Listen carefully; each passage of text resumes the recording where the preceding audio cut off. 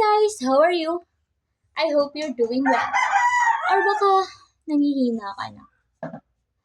Yung ba parang gusto mo nang sumuko dahil feeling mo hindi ka nakakausad or hindi ka umuusad? Well, itabi mo yan.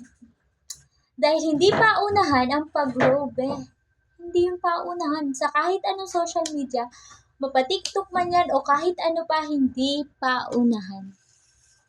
Trust the process. Magtiwala ka sa sarili mo.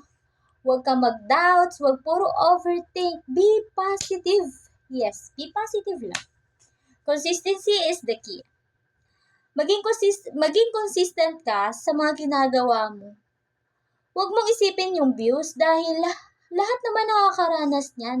Kahit nga yung mga sikat na influencer nakakaranas ng low views eh. Kaya kalmahan mo lang. Be patient. Hindi yung pasyente ha. Kalmahan mo lang. Yun nga, kalmahan mo lang. Huwag mong madaliin. Everything has its own perfect timing, Yun nga. Kaya huwag ka ma-pressure. Kung feeling mo na uhuli ka na, positive lang. At padayon lang. Importante yan eh. Until the wait finally pays off. Anyways, my name is Eva and that's all for today. Thank you and God bless.